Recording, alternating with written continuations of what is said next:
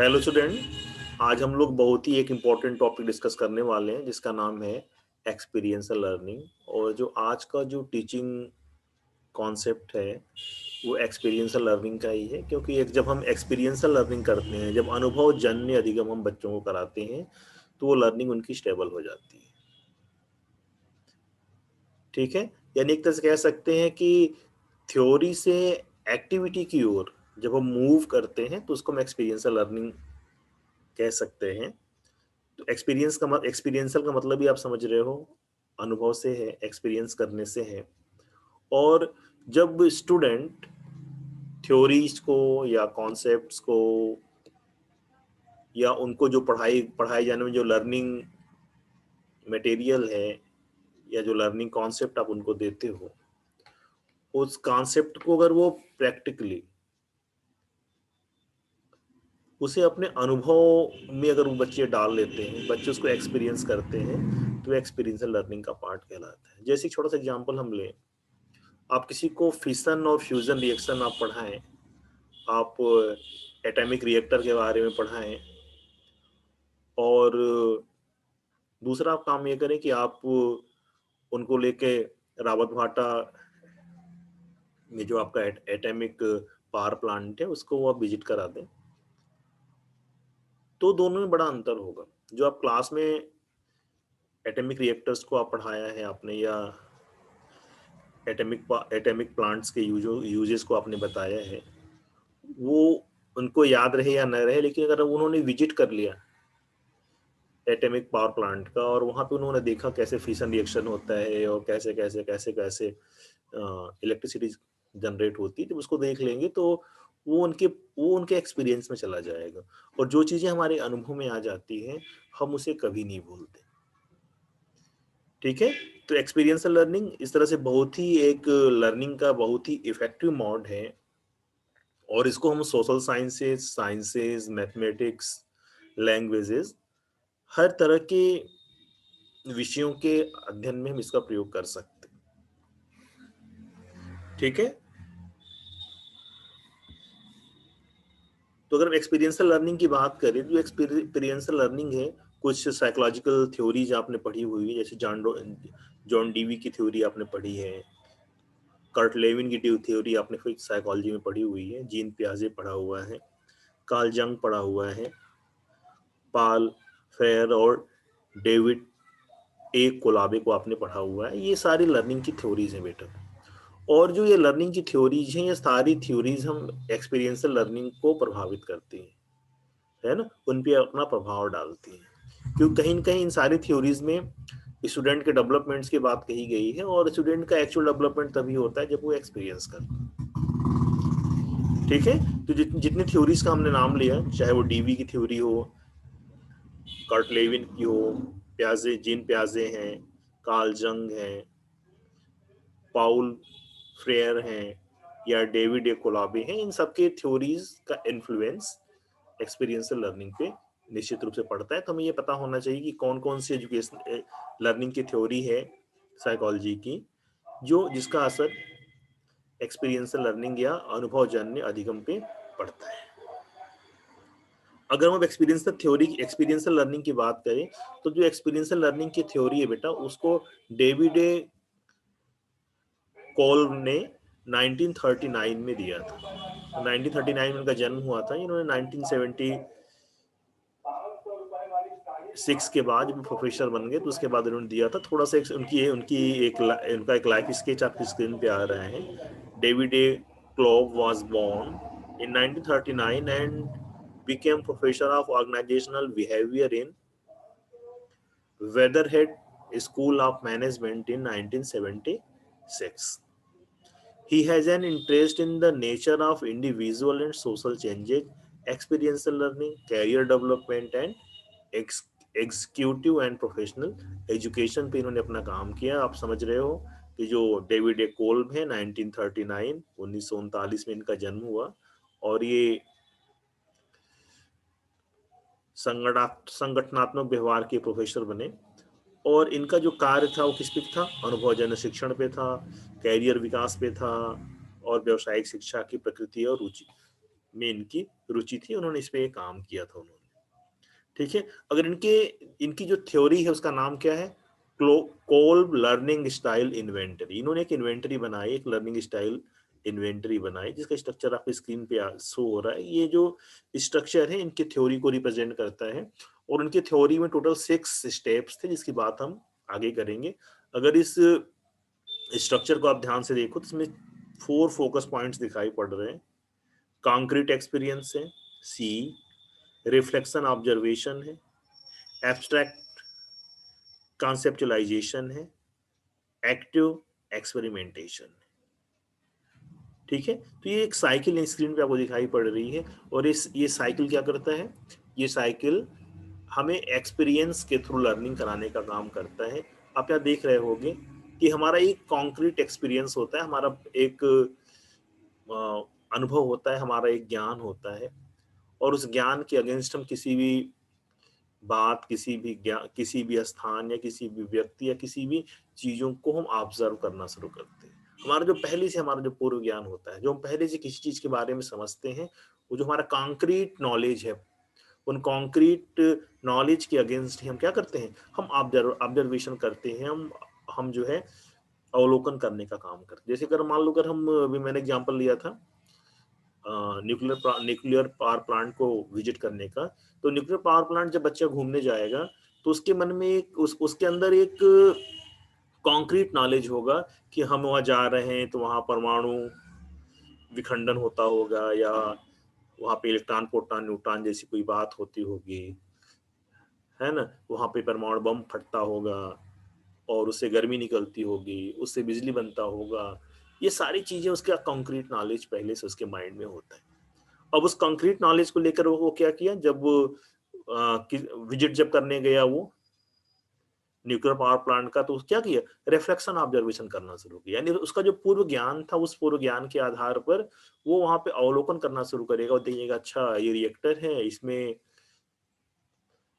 इसमें जो है परमाणु बम फटता है, यहाँ से एनर्जी हीट निकलती है, ये इस हीट से वेपर बनता है, इस वेपर से ऐसे टरबाइन घूमता है, ऐसे बिजली जनरेट होती है। यानी कहने का मतलब क्या है, जो उसका जो प्रीवियस एक्सपीरियंस है, जो उसका प्रीवियस नॉलेज है, उस नॉलेज के अगेंस्ट वो क्या करेगा, वो ऑब्जर्व करना शुरू करेगा। जब वो ऑब्जर्व करना शुरू करेगा तो तीसरे चरण में आ जाएगा, जिसका नाम है एब्स्ट्रैक्ट कॉन्सेप्चुलाइजेशन। यानी उसका जो उसके अनुभव का जो निचोड़ निकलेगा, वो निचोड़ क्या करेगा, उसके कॉन्सेप्ट को बनाने का काम करेगा, यानी नए कॉन्सेप्ट को बनाने का काम करेगा। ठीक है, और जब हमारे मन में जब किसी चीज को ऑब्जर्व करने के बाद नए नए कॉन्सेप्ट बनते हैं, तो उस कॉन्सेप्ट पे हम एक्सपेरिमेंटेशन करना शुरू कर देते हैं, उस पर हम प्रयोग करना शुरू कर देते हैं, हमें देखना शुरू कर देते हैं कि एक चीजें कैसे ये प्रोसेस हो रही हैं, किस वे में हो रही हैं। और जब हम एक्टिव एक्सपेरिमेंट करते हैं, ठीक है, एक्सपेरिमेंट करने का मतलब कि लैब में कोई केमिकल मिलाने या किसी मशीन पे काम करने से नहीं है। हम जैसा हमारा कॉन्सेप्ट बनता है, उस कॉन्सेप्ट को प्रूव करने के लिए हम जो एक्टिविटी करते हैं, वो एक्सपेरिमेंटेशन के वे भी हम समझ सकते हैं। और जो एक्सपेरिमेंटेशन हमारा होता है बेटा, उस एक्सपेरिमेंटेशन से हमारा नया कॉन्क्रीट एक्सपीरियंस डेवलप हो जाता है। ठीक है, और ये साइकिल पूरी लाइफ चलती रहती है। हम पूरे जीवन भर अपने नए नए अनुभव प्राप्त करते रहते हैं। पुराने अनुभवों के आधार पर उसको आप देखते हैं, उससे नया ज्ञान मिलता है, नया कॉन्सेप्ट बनता है, उस नए कॉन्सेप्ट को हम प्रूफ करते हैं, फिक्स करते हैं, और एक नया कॉन्क्रीट एक्सपीरियंस, एक और हमारा एक नया ज्ञान हमें उन चीजों पे प्राप्त हो जाता है। ये काम हम पूरे जीवन भर अपने करते रहते हैं। ठीक है ना, तो यही है क्लोब का जो लर्निंग स्टाइल इन्वेंटरी है, का जो इस पूरा जो स्ट्रक्चरल डायग्राम है, ये पूरा पूरा एक चेन है, जो साइकिल है, जो कंटिन्यूअस मूव करती रहती है। ऐसे समझ लो इसको, अगर अपनी लैंग्वेज समझना चाहो तो ऐसे समझ सकते हो। प्रीवियस नॉलेज से क्या हुआ, ऑब्जर्वेशन हुआ, ऑब्जर्वेशन से क्या हुआ, हमारा कॉन्सेप्ट मेकिंग हुआ, और कॉन्सेप्ट को हमने क्या किया, हमने प्रूव किया एक्सपेरिमेंटेशन के थ्रू, और जब एक्सपेरिमेंटेशन के बाद जो फाइनल रिजल्ट आया, उससे हमारे नए ज्ञान का जन्म हुआ। इस तरह से पूरा चक्र या ये पूरी साइकिल चलती रहती है। ठीक है, जो ये बेटा जो ये क्लोब की ये साइकिल है, वो नार्ल्स के 6 जो स्टेप्स हैं उसके ही समान है ये। और क्लोब के इस सिद्धांत को हम नाल्स के 6 स्टेप के अकॉर्डिंग समझ सकते हैं। और जो ये 6 स्टेप है, ये क्या है, अनुभवात्मक सिद्धांत के लिए 6 कदम उठाए जाने चाहिए। यानी जो 6 स्टेप्स हैं, इनसे 6 स्टेप्स पे अगर हम कंटिन्यूअस हम वर्क करें, या 6 कदम हम चलें, या 6 स्टेप्स को कंप्लीट करें, तो हमें एक्सपीरियंशियल लर्निंग हो सकती है। अब ये 6 स्टेप्स हैं क्या क्या, अगर इस पे फोकस करें तो पहला स्टेप क्या है, learning should be viewed as an ongoing process rather than a process that has an endpoint or outcome। यानी सीखने का एक समापन बिंदु या परिणाम प्रक्रिया के बजाय एक सतत प्रक्रिया के रूप में देखना चाहिए। यानी कहने का मतलब क्या है, पहला पॉइंट इस पे क्या आ रहा है, पहला स्टेप ये आ रहा है कि जो हमारा अपना कॉन्सेप्ट है वो इस तरह का हो कि नॉलेज कभी कम खत्म नहीं होता है ना। नॉलेज क्या है, नॉलेज जो है एक कंटिन्यूअस चलने वाली प्रोसेस है। आपने साइकोलॉजी में लर्निंग की डिफिनेशन पढ़ी भी होगी कि जो शिक्षा क्या है या लर्निंग या अधिगम क्या है, अधिगम जन्म से लेकर मृत्यु तक चलने वाली प्रक्रिया है। कभी हम फॉर्मल वे में, कभी नॉन फॉर्मल वे में, कभी इनफॉर्मल वे में हम क्या करते हैं, हम कंटिन्यूअस लर्निंग करते रहते हैं। यानी अनुभव हमें लगातार होता रहता है। अनुभव क्या है, एक कंटिन्यूअस प्रोसेस है।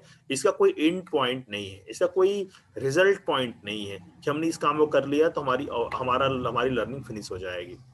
ठीक है, तो पहला पॉइंट ये है कि एक्सपीरियंशियल लर्निंग या अनुभव जन्य जो हमारा अधिगम है, उसका पहला थॉट या पहला पॉइंट यही है कि हम ये समझें कि जो लर्निंग है क्या है, लर्निंग क्या है, learning is a continuous process.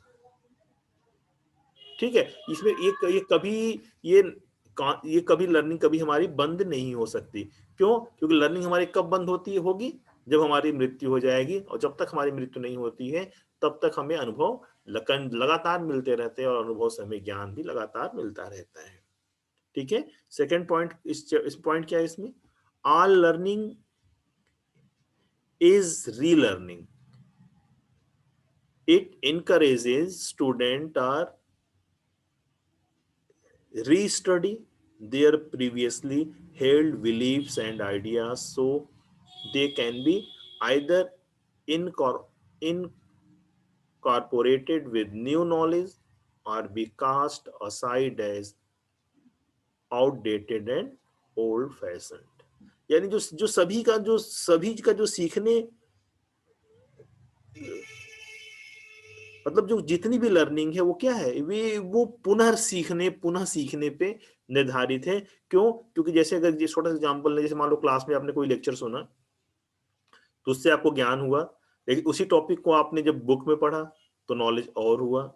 या सर के नोट्स को आपने बार बार रिपीट किया, या सर की लेक्चर को आपने बार बार सुना, तो जितनी बार आप उसको इससे री लर्निंग करोगे उतना ही आपको नया नया ज्ञान मिलता चला जाएगा। अगर आप, एक बड़ी हम अच्छी बात आपको बताएं कि एक एक बुक को लेकर अगर आप 2 दिन के गैप में अगर आप उसको 4 बार पढ़ते हो तो आप देखोगे कि चारों बार आप उससे नया नया ज्ञान प्राप्त कर लोगे। इसलिए क्या कहा गया, इसलिए कहा गया कि जो सीखने की प्रोसेस है, यानी ऑल लर्निंग इज री लर्निंग, जो सभी सीखने का प्रोसेस है उसमें वो लगातार वो परिवर्तित होता रहता है। यहाँ छात्रों को अपने पहले से आयोजित विश्वासों और विचारों को सीमित रखने के लिए प्रोत्साहित करता है, ताकि उन्हें या तो नए ज्ञान के साथ शामिल किया जा सके, या पुराने जमाने की तरह उनको काट कर हटाया जा सके। कहने का मतलब ये बेटा कि कंटिन्यूअस हमारी लर्निंग क्या होती है, चेंज होती जाती है ना। हमारे विचार, हमारे विश्वास, हमारे कॉन्सेप्ट कंटिन्यूअस बदलते चले जाते हैं।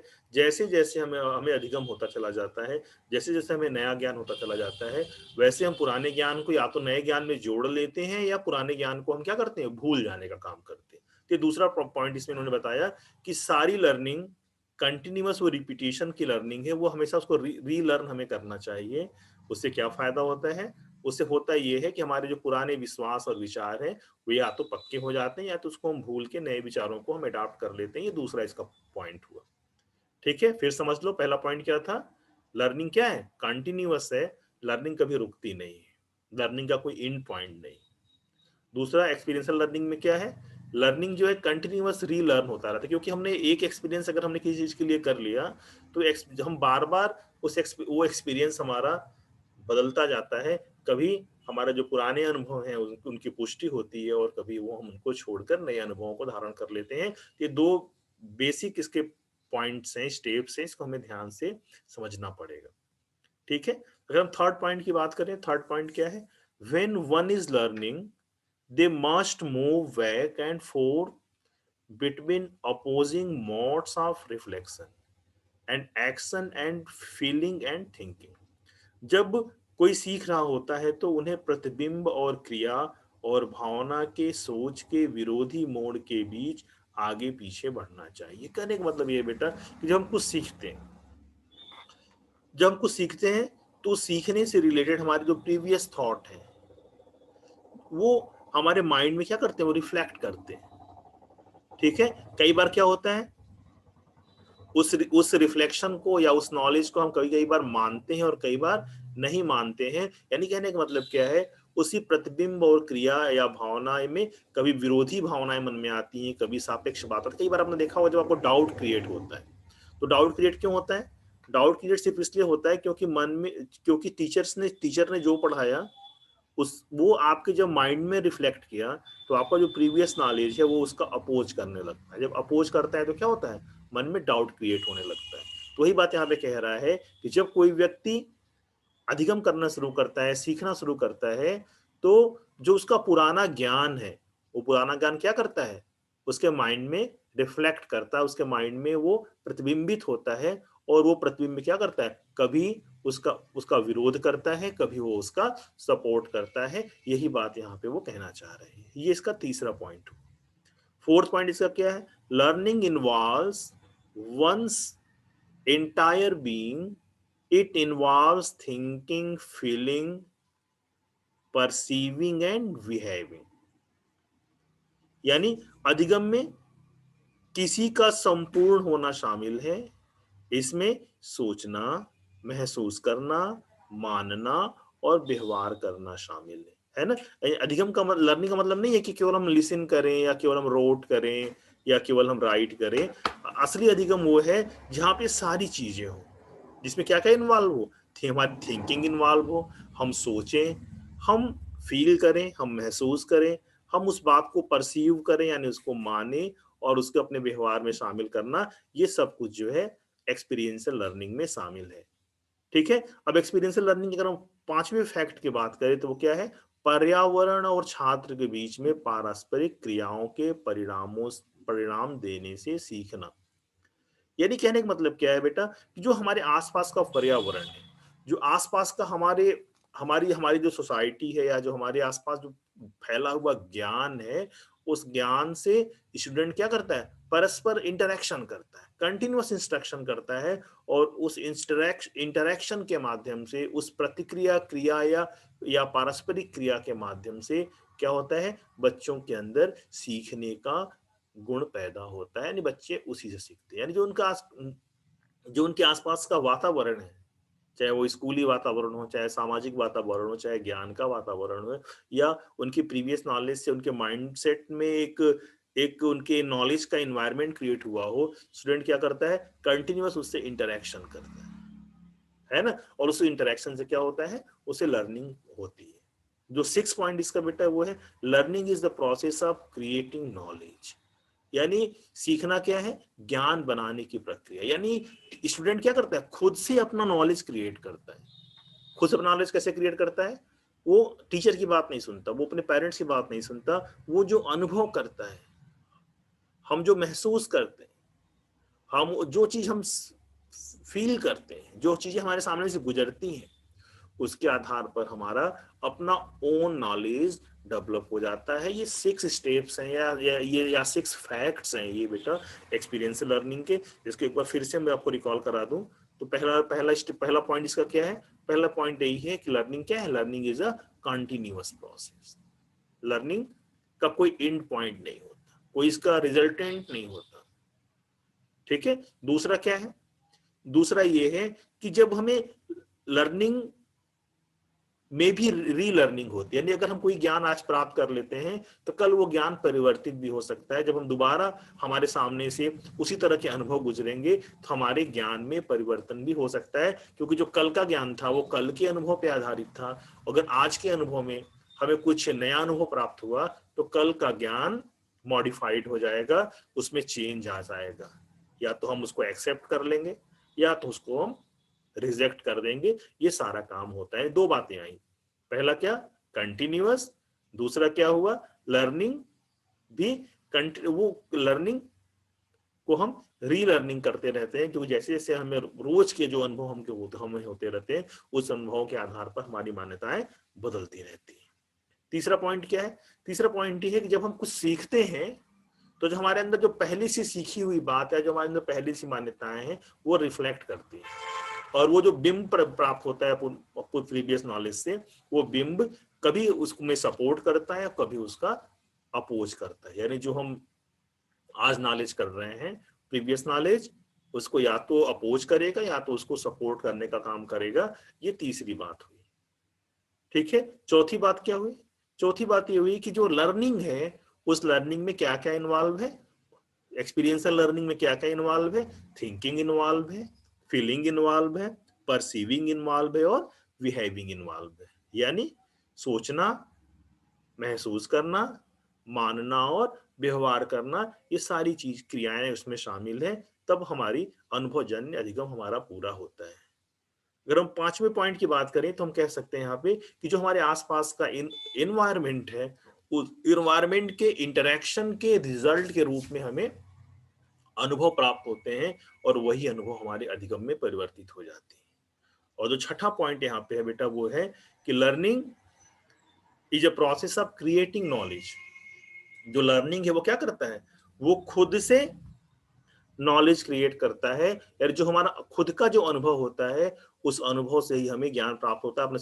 आपने एक प्रोवर्ब भी आपने सुना होगा, experience is the great master. Master का मतलब टीचर। यानी जो अनुभव क्या है, अनुभव हमारा सबसे अच्छा शिक्षक होता है, क्योंकि वो जो ज्ञान देता है, वो ज्ञान यूनिक होता है, परमानेंट होता है और हमारा ओन होता है, यानी हमारा खुद से जब बनाया हुआ होता है।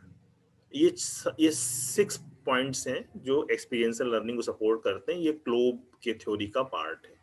ठीक है, अब हम बात करें बेटा इससे क्रिटिसाइज ऑफ एक्सपीरियंशियल लर्निंग। अगर ये क्लोब के थ्योरी को अगर हम क्रिटिसाइज करें, इसकी अगर आलोचना करना चाहें या इसकी कमियां ढूंढने की बात करें, तो हम कह सकते हैं कि learning theorists Richard Friedman and Stepman Stump have argued since 1970s that the Kloob's theory of the learning style inventory was too rigid, speculative, and lacked enough supporting evidence from other reliable tools. यानी कहने का मतलब क्या है कि ये जो Richard Friedman थे या स्टीफन स्टम्पफ थे, इन्होंने 1970 में क्या किया, इसे क्रिटिसाइज करने की कोशिश की इस क्लोब के थ्योरी के। और उन्होंने कहा कि ये थ्योरी क्या है, बहुत ही रिजिड है। इस थ्योरी में जो उपकरण है या जो इसमें इसके टूल्स हैं, वो टूल्स कैसे हैं, वो टूल्स अच्छे नहीं है। इस तरह से इनको क्रिटिसाइज किया गया। अगर हम इसके क्लोजिंग थॉट दें, अगर इसको हम कंक्लूड करना चाहें, तो हम कह सकते हैं, what type of experience do you consider not genuinely और इक्वली एजुकेशनल।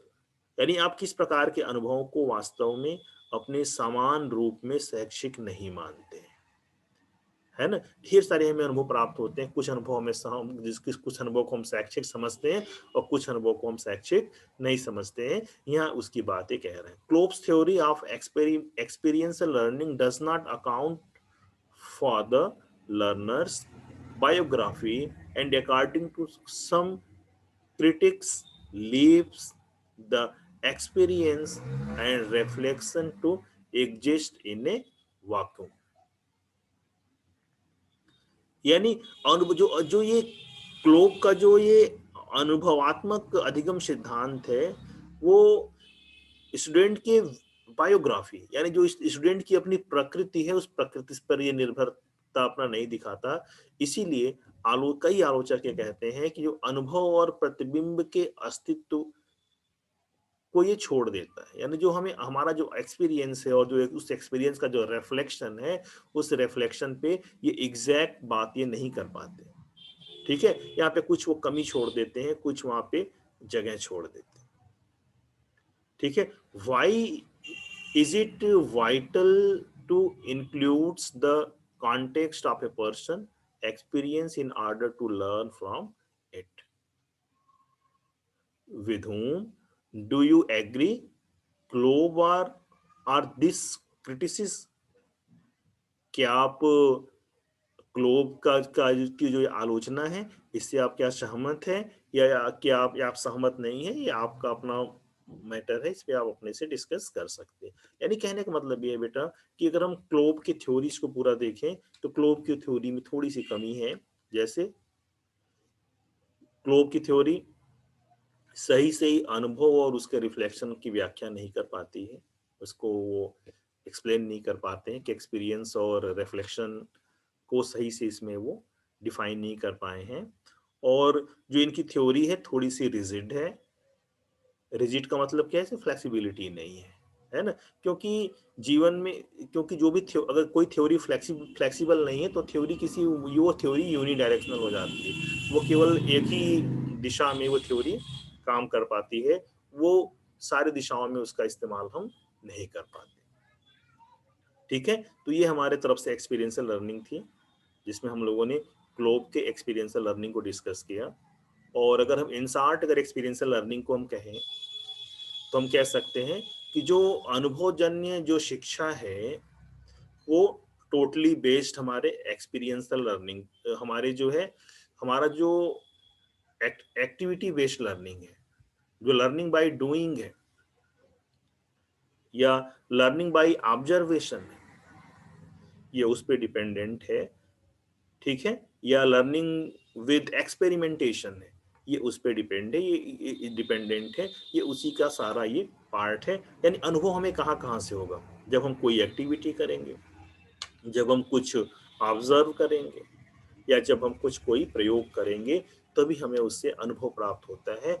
और जो अनुभव है, उस अनुभव से जो हमें ज्ञान मिलता है, उस ज्ञान का जो प्रोसेस है, यानी अनुभव द्वारा ज्ञान देने का या लर्निंग कराने का जो प्रोसेस है, उसी को हम एक्सपीरियंशियल लर्निंग कहते हैं। इससे रिलेटेड एक क्लोब की थ्योरी थी जो हमने भी आपसे डिस्कस की।